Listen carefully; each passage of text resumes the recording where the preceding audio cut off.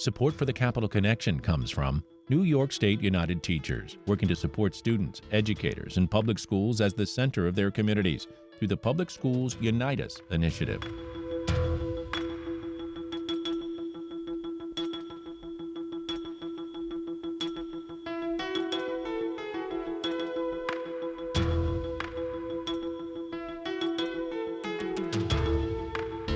It's the Capital Connection. Hi, I'm David Gustina. Joining us this week is Dan Egan. He is the Executive Director of Feeding New York State. You can find out more at feedingnys.org. Welcome to the Capital Connection, Dan Egan. Thank you, David. Great to be here.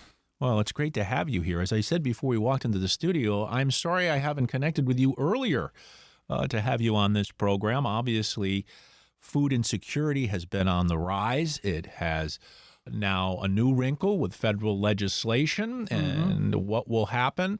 But before we get into it, what brought you, Dan Egan, to this organization? I read that when you started Feeding New York State, there was 1.5 people, including you. And now you have 10 staff, you have lots of money coming in grants, and you're doing some good work. So how did you get involved with this, Dan Egan?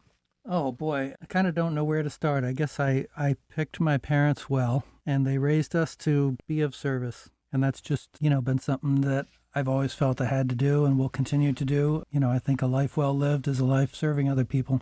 Have you considered that that may not be continuing that tradition among families as much as it was in our day? No, not at all. Not at all. I think that continues. I'll give you two great examples. We got two employees at Feeding New York State who were born in the 21st century, and they're amazed when I tell them I knew people born in the 1800s. That just feels really weird to say. But my grandparents were all born in the 1800s, right? So, they're young, they're enthusiastic, they got great hearts, they're smart, they work hard. I absolutely have great faith in the next generation. They're actually a better generation than ours. Well, certainly with the value system that they have on some of the major issues that we're having division over right now, I would agree. But the idea that people go hungry anywhere in this country is an anathema, isn't it?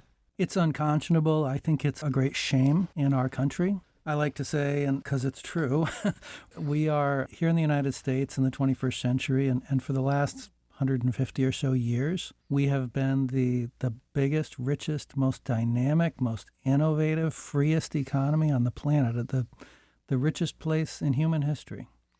And yet, we have 3 million New Yorkers. We have about 15% of the population of the United States living with hunger, working or, retired after 50 plus years of contributing to their community. Who can't put food on the table, and that's not right. At the same time, and we should probably talk about this a little bit, we're wasting about 40% of all the food we create in the United States. Between the farm and, your home, 40% of that food never gets consumed by anybody. It's going in the trash, it's going in landfills, it's getting plowed under. So here we are. We have this incredible economy. By any measure, again, the best in human history. We're throwing out mountains of food, and we have 3 million New Yorkers who are hungry. That's shameful. It's not right. We have it within our power to change that, to make sure everybody's got enough, and yet we don't do it. Well, Dan Egan, Executive Director of Feeding New York State, I heard your interview with David Lombardo of the Capitol Press Room, my colleague, and he asked, why? Is it the economy? Is it wages? Is it SNAP benefits? Should we do more there? But I go back to the definitional question. How do we define hunger and what it means? In other words, shouldn't we be covering the basic human rights that people should have, like hunger, like health care, certain things that all of us in this free society, with what you just said about the richest country on planet Earth, should be able to provide for everyday Americans, no matter what? Well, yes. A little more complicated than that, yeah. Well, yes and no. It's complicated. Economics is complicated. We've got, there's a lot going on, right? Nothing's simple. All the things you just said, is it wages? Is it housing? Is it cost of living? Is it SNAP? The answer is yes. It's all of those things. But it's so interesting the way you just framed that question in terms of rights, right? Because where do we get our rights? And typically we look to things like the United States Constitution, where, for example, You and I have the right to sit here and talk about this right now, and we can Correct. criticize anybody we want. For now. For now. I'm looking over my shoulder right now, and it's, we have to joke about these things or we couldn't cope. But, it's not funny that free speech is being squelched in this country. So there's our set of political rights in the Constitution. The right to have enough to eat, the right to shelter is not in there. Those are economic rights. Now, I would argue that you can't separate the political and the economic. In fact, in a lot of academic circles, they use the term political economy, which I think is a good term because they are one thing. It's sort of an artificial distinction to separate them. But I would also look back, I'm a history nerd. I think we can get a lot of guidance from our history. And one of our great governors was Franklin Roosevelt. He created a document called the Atlantic Charter and, talked about the four freedoms. And one of those, it's in the FDR Museum in Hyde Park, is freedom from want, which is kind of an old-fashioned expression, right? But that's what it means, what you just said, to have the political right to have enough, to have shelter, to have food. And, that was 80 years ago that he had that vision. Why haven't we implemented that? And I don't know. There's about 20 million people in New York, and 3 million of them are hungry. 1 out of 5 children. And that's gone up, right? It's that has gone up a bit, yes. It's gotten worse since I started working on it, so that's not good. Despite your best efforts, and you are trying. We try, and we're doing a lot, but you have to get at the root cause stuff, and you're asking exactly the right questions. It's about the cost of living. It's about how we structure our economy. There's things that states can do. There's things that not-for-profits can do. There's things that communities can do. And isn't that what we leave to those organizations to do in our society? Because my argument would be, and forgive me for interrupting you, Dan, but this is where I'm going to go right to the point. Okay. Our society, this supposed democratic free society, is really a capitalist society that values money over human beings. That's why we can't seem to get into our conscience and say, hey, wait a minute. The people that we need to take care of at the bottom ultimately amounts to crumbs when it comes to money, with the amount of wealth that's up at the top. This is the defining issue of this country, and you can draw a straight line to hunger. Boy, you set me up with a tough one there. Can't help it. I would respond to that in 2 ways. I'm going to say both yes and no. Yes, I think that that's been historically probably pretty accurate. But no, it doesn't need to be that way. Yeah. Let us not give in to cynicism. And I'm not calling you cynical at all. But I think that there's a tendency in our culture to become cynical about politics, to make these kinds of statements. Well, it's just money, elected officials only care about getting reelected, on and on and on. The argument. There's some truth in that, but it doesn't have to be that way. And I've seen it change. I've seen the difference. The first part of your question made me think of a guy I saw a couple weeks ago. I went out to get coffee because I like coffee. Me too. And fellas on the street corner, obviously homeless, asked me for a couple of bucks. We were across the street from the New York State Capitol, and I had to just think about this for a second. Now, here's this guy, just like me. He's asking for a couple dollars. What do I do for a living? I walk in that Capitol building, and I ask for a couple dollars for people who are hungry. What's the difference between him and me? I think the answer is nothing except what you just said, money. We look down on the guy who's asking for $2 on the corner, and then, we look at the lobbyist in the suit asking for millions of dollars, and we think they're different. They're not. And money cannot define our humanity. And that lobbyist, by one healthcare problem or one cataclysmic personal event, can be that guy on the corner asking for money. Absolutely. We saw that in COVID vividly. I mean, it happens every day, but it happened in mass when COVID started. I'll never forget, seeing the lines of cars, the lines of people, and they were people who had recently had very good jobs, some of them. And boy, there they were, one paycheck away from needing charitable food. And that's, quite frankly, one of the interesting things about the demographic of who people are that are hungry. It doesn't track with just your sort of stereotypical people who are poor, but there are people who sacrifice and are food insecure all around us in our communities, and we may not even realize it. Maybe because they feel they'll be looked down upon if they show up at a food pantry. A lot of times it's the mother or the father or both foregoing food for their children. So this demographic is not a stereotypical one when you look at hunger. Well, then that's another tough issue you're throwing over here. Sorry. Yeah, we do have these stereotypes in our society, and it's part of our problem, is the stereotypes. We value individualism in America, which is a wonderful thing. I mean, in most respects, that's wonderful. In some respects, it's brutal because we look at people who are fit a category, who are in a set of circumstances, and we say it's your fault. It's generally not their fault. I mean, for you to believe that, then you would have to believe, for example, that in the 1930s, millions of Americans suddenly became lazy or something like that, right? Clearly, that's not the driver of poverty. We know from our research and just from talking to people who come to food pantries, these are our neighbors. These are our community members. They're our brothers and sisters. We know from talking to them that most of those households are employed. We know a lot of them are elderly. We know they're more likely to be veterans. We know they're more likely to be children. So it's about 15% of all New Yorkers who are hungry, but about 20% of children. About 10% of white New Yorkers, but about 25% of Black and Latino New Yorkers, right? So we need to talk about those things. These are clearly structural things. You know, I don't know what everybody's stereotype is, but the fact is, you know, take the long view here. This country's had about 250 years of history, and there's never been one day in those 250 years when everybody had everything they needed. We choose to create this economy, and we recreate this economy every day, where some people have more than they can use, and some people don't have basic necessities. When I first started this job, I was visiting some colleagues in Long Island, and I was kind of joking, and I said, boy, I bet there's no food pantry in the Hamptons. And the person I was with said, oh, yes, there is. You know, and I was a little embarrassed because, well, you know, why would you think that? Well, alongside the great wealth that we have in this state and this country, we have great poverty. And sometimes it's right down the street. And it's this one system we have, this economy that is doing both things, creating great wealth, creating great poverty. It's always been that way to a greater or lesser extent. It's gotten worse in the last 55 years or so, beginning in the 1970s, when middle-class incomes really froze and haven't changed since then.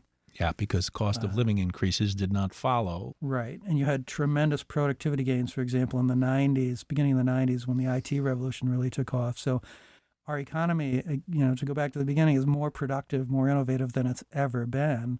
It's throwing out enormous wealth, but that wealth is accumulating in a very small number of hands. Yeah. And I think if you talk to top economists of any political stripe, right, this is not a partisan statement I'm about to make. Economies function best when the wealth is widely shared. It doesn't mean you can't have some inequality, but when you have too much, it jams up the works, and that's what we're experiencing right now. And you just took us right back to Franklin Roosevelt. Franklin Roosevelt, Richard Nixon, Ronald Reagan, a lot of these key figures in our history that changed things, sometimes for the better, sometimes for the worse, right?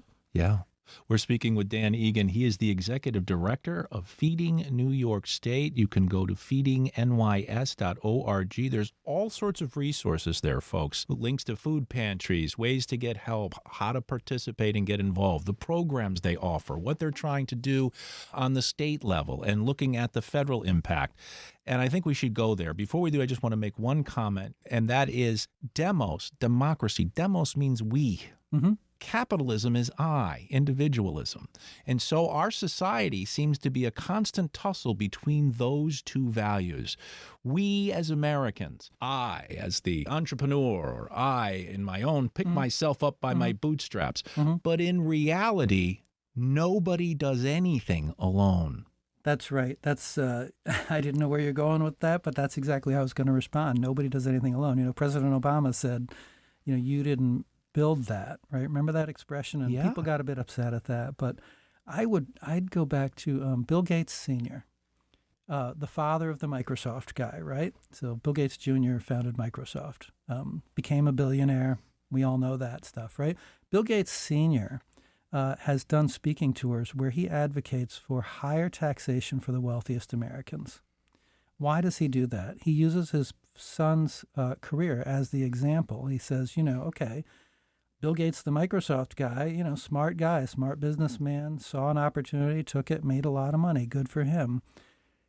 He could not have done that in other places and other times. Suppose Bill Gates were born in Mogadishu instead of Seattle, where there is no functioning government, where there is no functioning marketplace, where there are not highly educated workers all around, where there isn't an infrastructure that, frankly has a lot of public content. The internet, which is the biggest engine of economic growth we've seen in a generation, that started as a U.S. federal government project.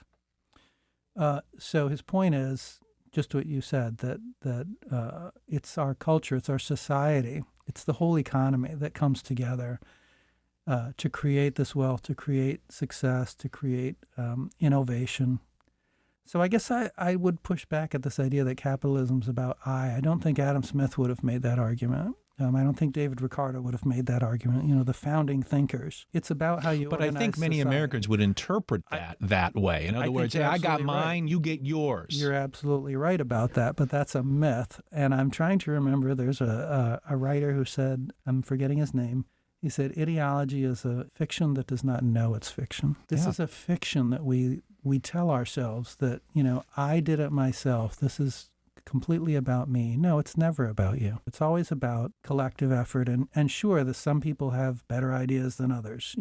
Of course, we're all different. And honestly, that's one of the most wonderful things about this country is that you got so much diversity. I mean, we're sitting here in Albany, just a little city, right? And we've got 40 languages in our public It's really schools. amazing. It's awesome. And it's really great. Exactly. It's awesome. Well, Dan Egan, I could talk to you all day, but we need to get to a little bit more concrete, which is, well, let's kind of sum it up this way. Look, you have gone to New York State. You've asked for things like food being a basic right, healthy food, guaranteeing healthy school meals for children, guarantee Which that we got. Guarantee that all New Yorkers who participate in SNAP receive at least $100 per month. It goes on. Now, you thank the governor for what they did in this budget. I think that's appropriate. I think New York, as a blue state, tends to do a lot more than many other states in terms of their services. But you said it's not enough. Correct. Now we got the big, beautiful bill and that impact. So let's go back to collective efforts. It's going to take quite a collective effort. And you guys are partnering with so many folks. Yes. I imagine this conversation is ongoing. But how are you preparing right now for what may be coming? Well, it's going to be very tough. So we know, and this has been in the news, right? No secret. There's a brand new $3 billion hole in the New York State budget for next year. That's got to come from somewhere. And I don't envy the people who have to figure that out. And contrary to what a lot of people might think, and I thought at one time in the distant past, you look at the Capitol and you say, oh, man, I don't know if I can trust the people who work in that building. There's a lot of great people working in that building, a lot of great elected officials who supported a lot of these things you just named. It's going to be tough. It's going to take a lot of advocacy. I think, essentially a defensive effort to make sure that we don't lose the gains that we've gotten over the last few years. Universal school meals was a tremendous victory, and people worked on that for a decade. We were a small part of that, but we were proud to be a part of that. We created Nourish New York, which is a $55 million program that helps us feed people using food we buy from New York farmers. So there's a lot of good that's happened, but a lot is under threat. So I think it's really important. This could be a year where advocates really need to regroup, really think hard. And this really brings us right to that issue you brought up in the beginning, which is how much food waste there is in our society. I'm already giving myself a little punch in the shoulder to watch my meals and not leave anything on that plate. But it's so important. Your mom used to say when you were little, they're going to go hungry in other countries if you don't finish, but they're going to go hungry in the same county or on the next street or on your block. Yes. And the truth is we need better ways to deal with food waste. We do. We've got some good stuff going on in New York, and I would also call your attention to California. The California Association of Food Banks is doing some great work there. But we've got a food rescue program we started about 3 years ago. We're getting a lot of food from grocery stores, bodegas, corner stores, right? How does that work? it's enough to restore your faith in humanity, because the way it works is you walk up, you call them, or you knock on the door and you say, "Hi, I'm from Feeding New York," or "I'm from Food Bank such and such, and will you donate your excess food?" And I would say 90+% of the time, people enthusiastically say yes. Tell me how I can help. That's great. Show me how to start this donation program. I want to help. Same thing with farmers. People who are in the food industry, farmers, grocery store owners, corner store owners, they're in the food business. They like the food business, especially farmers. It's a way of life. It's not just a job. They want to help people. They understand that there's people who don't have enough, and they want to help. They're waiting to be asked. So we ask. No one wants to see people hungry. Right. It's a real clash, right? So if we go back to like those myths we tell ourselves, right? Yeah. But the fact is that most people are really kind and good-hearted, and they want to help, right? And so we ask them and they say sure. And then the hard part is showing up with a truck every day or every week. That costs money to do. There's thousands of volunteers across the state, but fundamentally you need to pay somebody to drive a truck. You need to get the truck. You need to put fuel in it. All those things. You need to have good, clean bins, and you need to train people. So there's a lot of work that goes into that. But we're doing that for about 14 cents a pound. We've rescued about 52 million pounds of food over the last 3.5 years. California is doing even better, and this is starting to take off as a concept in other states. It's not working well everywhere, so there's a bunch of academics looking at that, which is great. That's useful, but so much more could be done. That's something that New York State could do very easily. The New York State budget is, I forget how many billions of dollars now, but the investment in food rescue is about $2 million a year. So if you doubled that, another $2 million in the New York State budget that's a rounding error to beef up those efforts to put more trucks and drivers on the road. You'd get another 50 million pounds, because the amount of waste out there is just incredible. And people are willing to do the right thing and make sure that this perfectly good food you'd be proud to serve anybody in your family gets where it needs to go. Including what you said in the beginning about the younger generation. Mm-hmm. Their values seem to be much stronger in terms of their willingness to support human beings with collective action on a variety of fronts. Mm-hmm. And it may be a good sign that in the future we may drop some of this current attitude toward each other and maybe come together. Yeah, I think it's in our nature to come together. I've been lucky. It may sound bizarre to say this, but I've been lucky.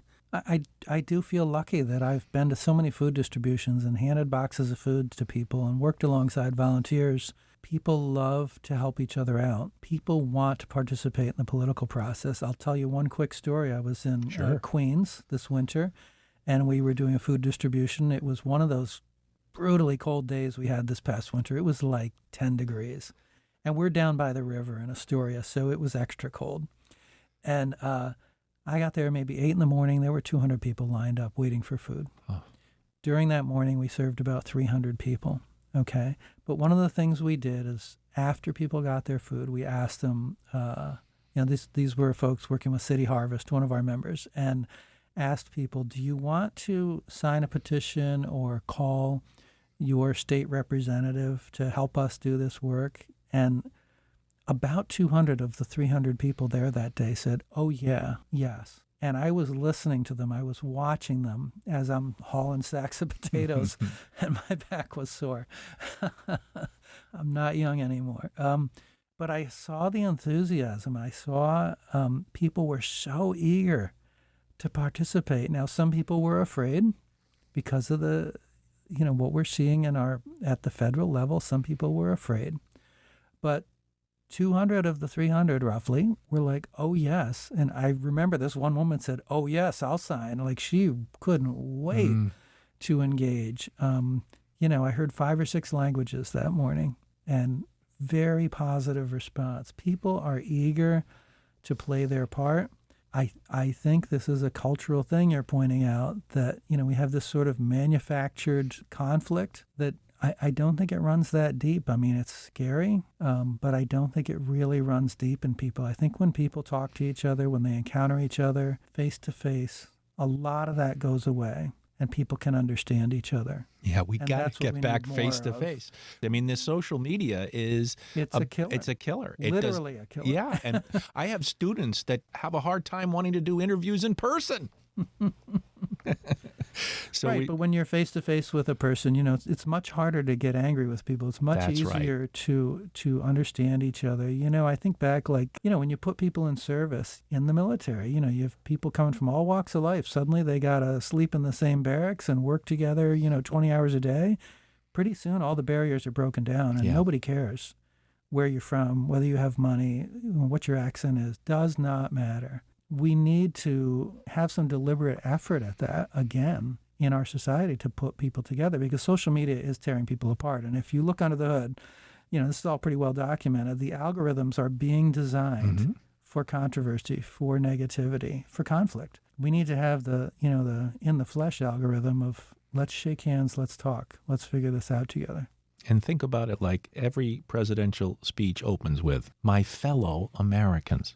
That's right. That's right. The term we use in food banking is neighbors. These are our neighbors. They're not clients. They're not, right. They're our neighbors. That's the right word to use. We're not better than anybody else. We're neighbors. We're here in this community together. Let's make sure we're taking care of everybody. Dan Egan, Executive Director of Feeding New York State. You are a breath of fresh air. What a pleasure it has been talking with you. I thank you for your efforts in trying to feed the hungry in our great state. And I can't thank you enough for joining us on the Capital Connection this week. Well, thanks for the opportunity. It's been nice talking to you. You too. Face to face. Face to face.